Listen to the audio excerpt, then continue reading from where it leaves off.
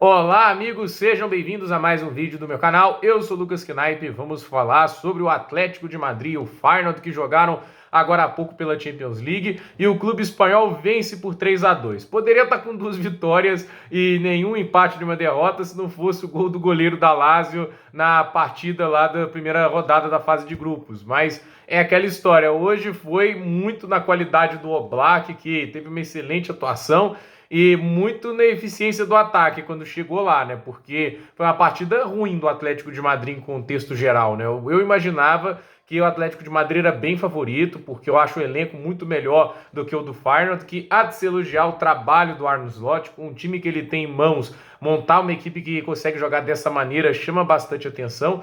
E assim, né, o Atlético de Madrid era uma grande incógnita para essa temporada, né? O Simeone, desde que ele fez a última final dele na Champions League, aquela que ele perde para o Real Madrid nos pênaltis, o time vem sendo uma montanha-russa. Tem momentos maravilhosos, como chegou a ter aquele primeiro turno mágico, quando eles foram campeões espanhóis pela última vez. Só que naquela mesma temporada, o segundo turno, por exemplo, foi ruim, quase que eles perderam um título que estava praticamente ganho, com o que eles fizeram nas primeiras rodadas. E assim, depois disso tem momentos ali que instável demais, cai de produção. É um time que se perde muito, né? O Atlético de Madrid, né? Se perde, se encontra, não consegue manter uma linha tênue. Isso é um grande problema. E a questão é, nessa última temporada parecia a cara do fim de ciclo, né? Porque a primeira metade é tão ruim, né? A temporada 22-23, que eles saem na última posição do seu grupo na Champions League, que era acessível, e eles estavam fora do top 4. Só que aí é aquela questão, né? O Simeone consegue, como eu disse, o time se perde, mas se acha. E quando se achou, o time quase roubou o vice-campeonato do Real Madrid. O segundo turno do Atlético de Madrid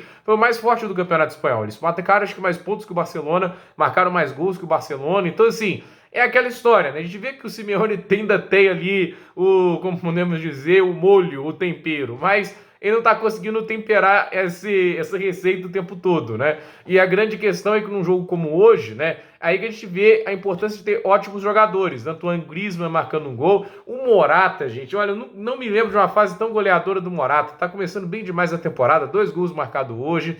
E assim, o time obviamente sente a falta do Carrasco, era um jogador importante, mas no contexto geral de se elogiar o meio-campo do Real Madrid, que eu não esperava muita coisa dos caras, mas estão jogando bem. O Depô é muito bom, mas o Saúl Ñíguez, o ressurgimento dele nesse time me chama atenção.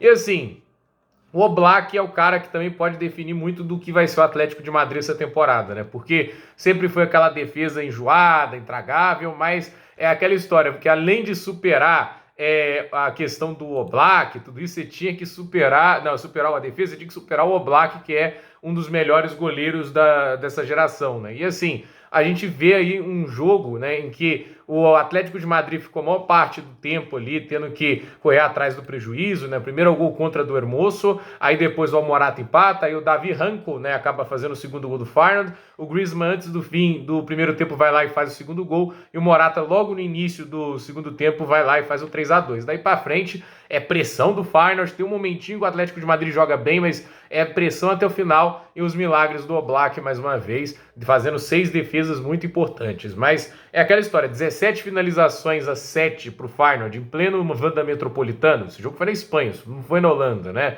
7 chutes na direção do gol contra 3, né? 6 grandes chances criadas e desperdiçando 5, né? Muito mérito do Oblak também, né? Mas esse tipo de coisa é um sinal negativo, né? Quando você está enfrentando o Feyenoord e tem um goals expected de 2,47, que é alto para o Feyenoord, contra 0,89 para o Atlético de Madrid, tem que agradecer os jogadores, porque na tática essa vitória não foi. Então, sinceramente, é mais uma amostra de um Atlético de Madrid que oscila, né? É um time imprevisível, perdão, é um time que a gente não sabe exatamente o que vai acontecer, isso é um grande problema, mas a ver agora como o time vai conduzir. O Simeone, ele tem isso, né, do time às vezes se recuperar, do time se perder. Eu tô curioso para ver aí se o time consegue ter uma fase de grupos um pouco mais pacífica, né, porque é um sorteio que, para o meu ver, foi bom para eles, Lazio, Celtic, o Feyenoord, né, é um grupinho bem mamão com açúcar pelo que o time do Atlético de Madrid é hoje, em termos de talento, mas é aquela história, né? Não teve uma fase de grupos nos últimos anos que eu vi o Atlético de Madrid passar com tranquilidade.